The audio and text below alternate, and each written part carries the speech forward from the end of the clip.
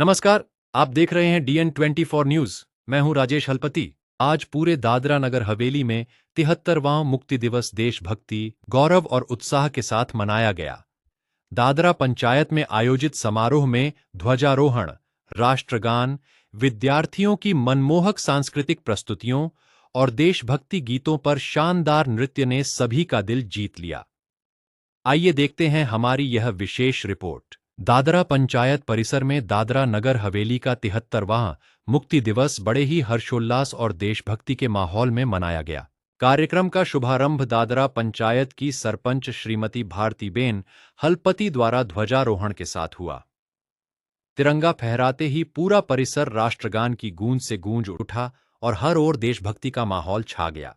इसके बाद सरकारी गुजराती माध्यम विद्यालय दादरा के विद्यार्थियों ने देशभक्ति गीतों पर आकर्षक नृत्य एवं सांस्कृतिक प्रस्तुतियां देकर सभी का मन मोह लिया। विद्यार्थियों ने अपनी प्रस्तुति के माध्यम से 2 अगस्त 1954 के ऐतिहासिक मुक्ति संग्राम को जीवंत करते हुए वीर सेनानियों के शौर्य और बलिदान को याद किया। इस अवसर पर दादरा पंचायत सरपंच भारतीबेन हलपति तथा देमनी पंचायत सरपंच सुमित्राबेन पटेल ने अपने संबोधन में मुक्ति संग्राम के वीर सेनानियों को श्रद्धांजलि अर्पित करते हुए कहा कि हमें अपने गौरवशाली इतिहास को सदैव याद रखना चाहिए और नई पीढ़ी को भी देशभक्ति तथा राष्ट्र सेवा की प्रेरणा देनी चाहिए। समारोह में दादरा जिला पंचायत सदस्य कमलेश भाई देसाई, देमनी जिला पंचायत सदस्य अनीताबेन पटेल, दादरा पंचायत उप सरपंच विक्की भाई पटेल, देमनी पंचायत उप सरपंच अमृत भाई पटेल, दोनों पंचायतों के सदस्य, शिक्षकगण, विद्यार्थी तथा दादरा और देमनी पंचायत क्षेत्र के बड़ी संख्या में ग्रामजन उपस्थित रहे। देशभक्ति के रंग में रंगा यह समारोह सभी के लिए यादगार बन गया और पूरे क्षेत्र में राष्ट्र प्रेम तथा एकता का संदेश दे गया।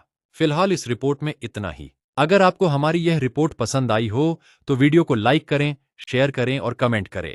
साथ ही DN24 न्यूज चैनल को सब्सक्राइब करना न भूलें और नई खबरों की सबसे पहले जानकारी पाने के लिए बेल आइकन को भी जरूर दबाएं। कैमरामैन के साथ मैं राजेश हलपति, DN24 न्यूज दादरा। वंदे આજના પાવન અવસર પર 2 ઓગસ્ટ મુક્તિ દિવસ બધાને ખબર છે કે 1954 માં દાદરા નગર હવેલી અને 22 જુલાઈએ દાદરા આપણું આઝાદ થયું હતું। આપણા દાદરા નગર હવેલીના તમામ એવા સ્વતંત્ર સેનાની અને આપણા નગર હવેલીના અને દાદરાના તમામ અમારા જે વડીલો હતા એમના સંઘર્ષ અને એમની મહેનત અને તે સમયના જે એમનું જે દિમાગ ચાલતું હતું તે પ્રમાણે આપણો દાદરા નગર હવેલી અને દાદરા આઝાદ કર્યા બાદ આપણે બધા આજે એ લોકોની મહેનત એ લોકોનો સંઘર્ષ પણ આપણે આજે આમ જોવા જાય તો આપણે બધા સુખી છે। એ લોકોએ તો એ લોકોની મહેનત કરી અને આપણા દેશને આઝાદ કરાવ્યો। ત્યારબાદ બધા જ એવા સ્વતંત્ર સેનાનીને હું કોટી કોટી વંદન અને નમન કરું છું। આપણા જે બી આપણે અહીંયા બેસેલા એટલામાંથી કોઈના પણ ઘરના એક એક જે સ્વતંત્ર સેનાની તો હતા જો એમની ખૂબ મહેનત હતી તે આજે આપણે જોઈ રહ્યા છે।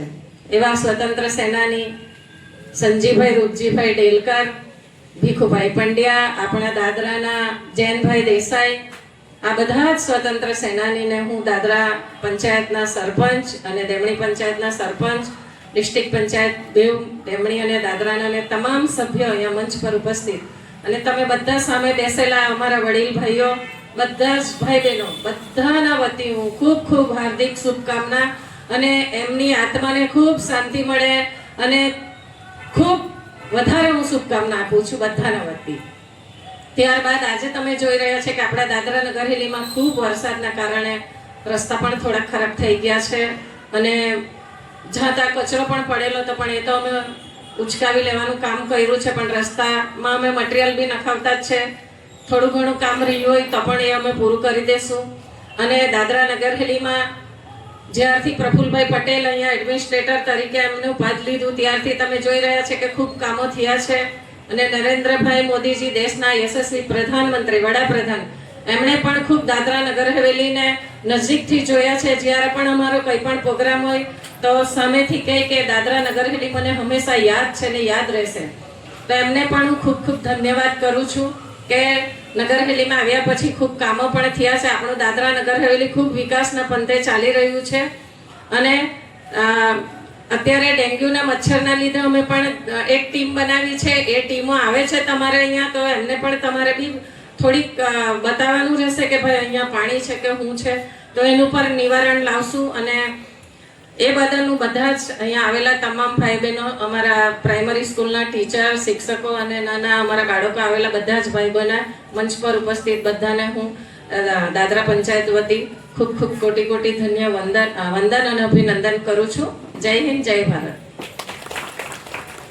73મા મુક્તિ દિવસના શુભ અવસર પર અહીં ઉપસ્થિત દાદરા ગ્રામ પંચાયતના સરપંચ શ્રીમતી ભારતીબેન, જિલ્લા પંચાયતના સભ્ય શ્રી કમલેશભાઈ, ઉપસરપંચ વિકીભાઈ, તેમજ દાદરા ગ્રામ પંચાયતના મેમ્બર, તેમજ દમણી ગ્રામ પંચાયતના જિલ્લા મેમ્બર શ્રીમતી અનિતાબેન, ઉપસરપંચ અમરાતભાઈ, તેમજ દમણી પંચાયતના મેમ્બરો, શાળાના આચાર્યો, શિક્ષકગણો, તેમજ મારા ગામના વડીલો, ભાઈઓ તથા બહેનો, પંચાયત મંત્રી, આપણે બધાને સૌને ખબર જ છે કે 1947માં આપણો દેશ આઝાદ થયો હતો.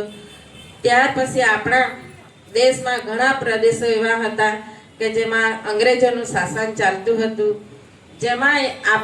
જેમાં એક પ્રદેશ આપણો દાદરા અને નગર હવેલી પણ હતો. જે આપણા દાદરા નગર હવેલીમાં અંગ્રેજોનું શાસન ચાલતું હતું. તો આપણા દાદરા નગર હવેલીના પ્રદેશના જુદા જુદા સંગઠને ગોવાના ગોમંતક દળ, યુનાઇટેડ ફ્રન્ટ, સ્વયંસેવક તેમજ આપણા સ્થાનિક સંગઠનોએ સૌથી પહેલા આપણે 22 જુલાઈ 1956ના દિવસે સ્થાનિક સંગઠનના સહકારથી આપણું દાદરા ગામ ફિરંગીઓના શાસનમાંથી મુક્ત કરવામાં આવ્યું. ત્યાર પછી 2 ઓગસ્ટ 1956ના દિવસે આપણા પૂરેપૂરા દાદરા નગર હવેલીના ગામોમાં અંગ્રેજોના શાસનમાંથી મુક્તિ મળી હતી. તો આજના દિવસે આપણે સ્વતંત્ર સેનાનીઓને કોટી કોટી નમન કરીએ. અને આપણે જ્યારથી આપણો દેશ અંગ્રેજોના શાસનમાંથી આપણો પ્રદેશ મુક્ત થયેલો ત્યાર પછીથી આપણા પ્રદેશમાં ખૂબ સારો એવો વિકાસ થયો છે.